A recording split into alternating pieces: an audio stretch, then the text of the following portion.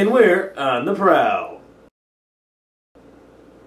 Hello and welcome to this week's edition of On the Prowl, the Daily Princetonian's weekly sports telecast. My name is Vikram Rao and I'm Executive Editor for Sports here at the Prince. I'm seated alongside Gabe DeBenedetti, Associate Editor for Sports. How are you doing, Gabe? Not too bad, Vikram. How are you? Very good. Well, an exciting weekend in Princeton athletics. To start, the men's soccer team played Yale with a shot at winning an outright Ivy League championship and a shot at its first 7-0 Ivy League season. That's right. That's exactly what the team did. They went up to Yale, beat them 2-1 on the turf field, which was something they were a little bit worried about. Absolutely. The team is ranked number 11 in the country. They're really, really good, to say the least.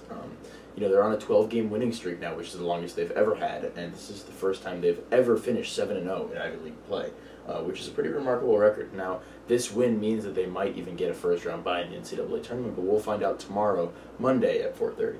Absolutely. If they were to get that bye, then they would essentially skip the first round and then host a game in the second round, and if not, they will host a game in the first round, and then, in theory, if they were to win that game, would travel on the road in the second round.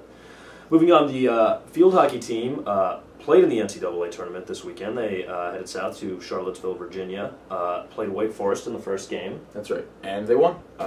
It was the return of Captain Junior Katie Reinprecht, and she helped spur the team to a victory. The team is ranked number 6 in the nation, so they're pretty good. They'd never played Wake Forest, their opponent, before, but they pulled together a victory and earned the right to play number 3 Virginia, the hosts of this portion of the tournament, earlier today. And what happened there? What happened there? Well, Princeton fell to Virginia 4-2. They had lost to Virginia earlier in the regular season, and this time it was no different. The Tigers just didn't have what it took at the end of the game. Went down, couldn't come back. That's right. All things considered, this was not a bad ending to the season for the Tigers. I'm sure they would have loved to make it back to the Final Four. However, with a lot of injuries this season, they've started to fall off towards the end of the year. Katie Reinprecht did come back, which was good for the Tigers, but they couldn't have expected her to be at full strength after missing, I think, what was something like 4 or 5 games. Absolutely. But with Reinprecht and Kat Sharkey, who ended up leading the nation in scoring this year, coming back as seniors, as well as a bevy of other younger players coming back stronger next year, the Tigers really will look to make some damage in the national scene. Absolutely. Moving on, the football team played against Yale this weekend. Things haven't been going so well for the football team this year. They've been absolutely decimated by injuries, more so than any Princeton sports team in my 3 1/4 years here has been. I think it's safe to say. Absolutely. But they went up to Yale and they fought hard and played with heart, and they came within 1 point of victory. That's right. It was a 14-13 final score. The Tigers did pretty well. I mean, no one really expected them to win this game. The best that they wanted was to put up a big fight. Yale is a very good team this year, and the Tigers, frankly, are not. They are on track to have the worst record of actually any Princeton Tiger team has had, which is saying a lot. It's the oldest football program in the country. However, as we've stressed, throughout this show and throughout in the paper throughout this term, it's really all about injuries. The Tigers are not a bad team on paper when everyone is playing. Unfortunately, that hasn't happened since day one this year. Absolutely. It really never has happened from the first game when the preseason All-American middle linebacker Steve Cody went down with a broken leg. It's just been injury after injury after injury. That's right. And they'll play Dartmouth next week at home in the season finale. Dartmouth, a team is not traditionally in the last few years that great. However, they're recouping that this year, and they're doing pretty well. The Tigers will not expect to win this game, just as they haven't expected to win one in a while, unfortunately. But they hopefully will be able to put up a good fight and play spoiler to the Ivy League race, which Penn has, by the way, clinched. Right. I think while on paper they might not be favored, this is a game that they're going to look at and say, let's just get 1 win, let's finish the year out. And I think they'll play as hard as they're capable of playing. And, who knows how far that'll take them. But there's no question that they will certainly be trying next Saturday. Absolutely.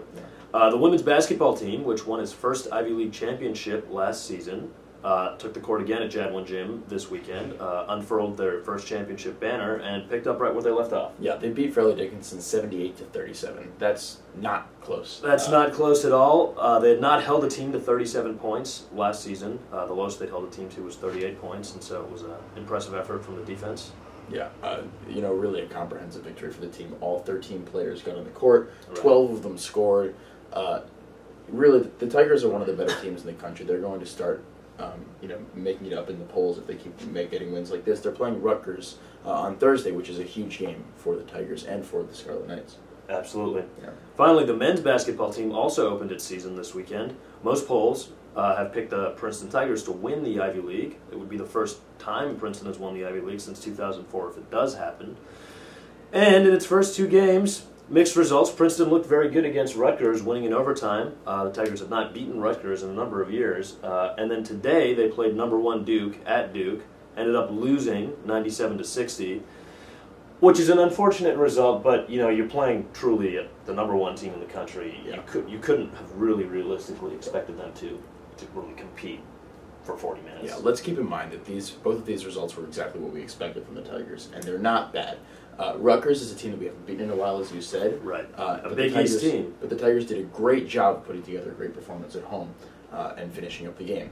At Duke, no one is ever expected to win at Duke, no matter how bad a year the Duke team is playing. Duke has actually not lost at home to a non-conference opponent since the year 2000. Right, and this is a very, very good Duke team that is number 1 in the country and will expect to stay that way throughout the year. The Tigers will likely compete for the Ivy League title, but as we all know, that does not necessarily mean they can compete with the big dogs like Duke. Yeah, absolutely. I think going down to Duke is still a very good experience for the team. They really see, that's the highest level of this sport of college basketball, is playing against Duke in Cameron Indoor Stadium. It doesn't get any bigger than that. And, now that they've seen that, they're never going to be in a situation playing as good of a team as that in as, intimidating of an environment as that for the rest of the season, more or less, no matter what, I think you can say. And I think it in the end will probably be a good thing for them to just go down there. They lost by a lot, but they saw it, and now they've been equipped with that experience. They'll take that with them. Absolutely. And, they hung tough for a few at the beginning, so it's not as if there aren't positives to take from this weekend, particularly because, again, it was a great win against Rutgers. Absolutely. And they will be looking forward to seriously competing for the rest of the season. Definitely. Well, thank you for joining us this week on The Prowl, and we look forward to seeing you again next week when we're back on The Prowl.